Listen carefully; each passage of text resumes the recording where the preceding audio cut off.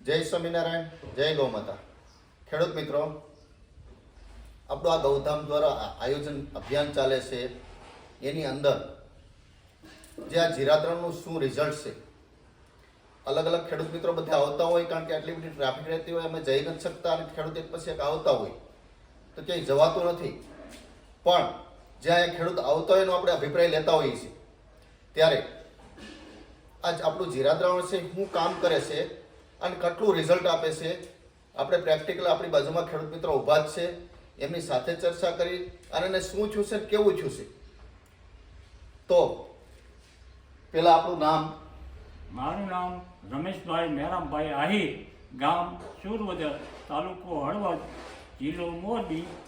મારે જીરું દ્રાવણ છાંટવાથી તમારો મોબાઈલ નંબર આપો. મારા મોબાઈલ નંબર 97 257 9338. અને જીરામાં સુકારાની પ્રોબ્લેમ હતો, મેં અહીંયા જીરું દ્રાવણ લઈને છાંટ્યું તો જીરું સુકાઈ ગયું હતું અને એ પાંડ્યું છે ફરતી. રિઝલ્ટ બહુ સારું છે.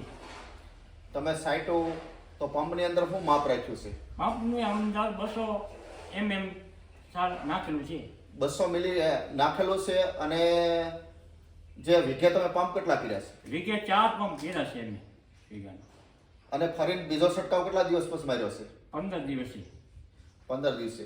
અમે ખેડૂત મિત્રો લીલો સુરમી હોય તો એની અંદર 5મે દિવસે બીજો રાઉન્ડ કહી દઈએ છીએ. ભલે રિઝલ્ટ આપે જ છે, પણ છતાંય જે આ ફૂગના બેક્ટેરિયા છે જમીનમાં કામ કરતા હોય છે, એટલા માટે બીજો ડોઝ આપી દઈને ઉપર એકદમ કમ્પ્લીટ કરી નાખતો હોય છે. પણ છતાંય જે ખેડૂત આવે છે બધાને તમે અભિપ્રાય જોશો તો તમને ખ્યાલ પણ આવશે કે આ વસ્તુ છાંટ્યા પછી કેટલું રિઝલ્ટ આવે છે, શું પરિસ્થિતિ કરે છે. તમે સાઈટુ ભાઈ કે? હા. તમારું નામ બોલો પેલા. ડાંગર નાગદાનભાઈ રાયધનભાઈ. ગામ એક જ છે? ગામ સુરવદર. હા. તાલુકો જિલ્લો? તાલુકો હળવદ, જિલ્લો મોરબી. તમારો મોબાઈલ નંબર આપી દો. એ નહીં આવે. નહીં આવડે? તો તમે શેમાં સાઈટ તમારે શું થયું છે? અમે જીરામાં સાઈટું છે. હા. રિઝલ્ટ બહુ સારું આવ્યું છે. હા. છોડના કલર કેવા થઈ ગયા? છોડના સર કારા ભમર લીલા થઈ ગયા એકદમ ગ્રીન થઈ ગયા? છે. હા. ઓરિયાની જરૂર દેખાય છે? ના, નથી દેખાતું.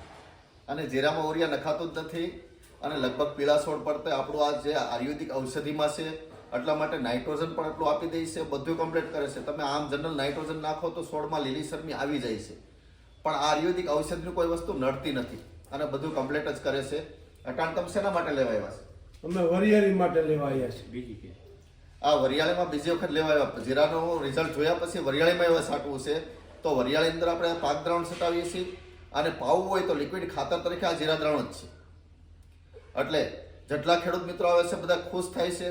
તમને રાસાયણિકમાં આમાં ડિફરન્ટ શું દેખાય છે? જાજો તફાવત. આ તો રાસાયણિક કરતાં આનું કામ બહુ ઓછું હોય, સસ્તું પડે. હા. રાસાયણિક મોંઘું પડે ને આ સસ્તું 50%માં પડે, અને અને ડીઝલ એચની સારું આવે. એટલે જેટલા ખેડૂત મિત્રો જોવે છે, અને અમને 3 વસ્તુ કાંઈ ખટકે છે. એક તો ગાય માતા રખડે છે, બીજું મારો ખેડૂત દુઃખી છે, અને ત્રીજી વસ્તુ આ નાખ્યા પર પરિસ્થિતિ જે સર્જાય છે. પંજાબ અને હરિયાણાવાળા એટલું બધું નાખવાનું શરૂ કર્યું તો ઘણા બધા કેન્સરના કેસ છે. ત્યારે અમે 3 વસ્તુ એકની અંદર જ અભિયાન આખું કર્યું છે કે યુટ્યુબની અંદર આપણું ફાર્મર્સ ગુરુની અંદર ચેનલની અંદર વિડીયો મૂક્યા છે, બધા પ્રશ્નોનો જવાબ પણ મૂક્યા છે, ખેડૂતના રિવ્યૂ પણ છે, અને 45 આઇટમ્સ ખેડૂતને જાતે બનાવવાનું બતાવી છે. લોકમાં બધા કરે છે પણ ફેલ જાય છે. એનું કારણ મને જે 2 દેખાણા છે. એક તો રાસાયણિક નખાણું ત્યારે ખેડૂત મિત્ર બેક્ટેરિયા મારી નાખે છે, જમીનમાં રહેલા તત્વો પૂરા કરી દીધા છે. ત્યારે બધા બેક્ટેરિયા સામુ જોઈને ચાલે છે, કોઈ તત્વો સામુ જોતા નથી. પહેલો મુદ્દો એ ઉત્પાદન ઘટવાનો, અને બીજો મુદ્દો કે વસ્તુ બનાવે એની અંદર ગંધ આવે, ગંધવાળી વસ્તુ તમે અડાડો એટલે ઊંધી સાયકલ શરૂ થઈને ઉત્પાદન ઘટે છે.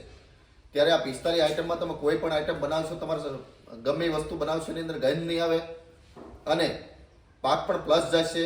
ત્યારે આપણો આ ગૌધામ પાટણ દ્વારા જે અભિયાન ચાલે છે એની અંદર આ વિડીયો બધા મૂક્યા છે. એ તમારે બનાવશો તો એની અંદર ગાયની જરૂર પડશે. ગાય રાખતા છે એટલે ગાય માતા રખડતી બંધ થઈ, ખેડૂત સુખી થયા, ઉત્પાદન વધ્યું એટલે, અને એનું પાકેલું અનાજ કોઈના પેટમાં જાય તેનું પણ સારું થાય એ ભાવનાથી ચલાવીએ છીએ.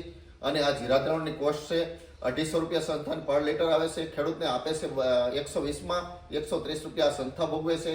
એટલે આ ખેડૂત માટે કાર્ય કરે છે. અમે પણ તમારા છીએ, આ સંસ્થા પણ તમારી છે.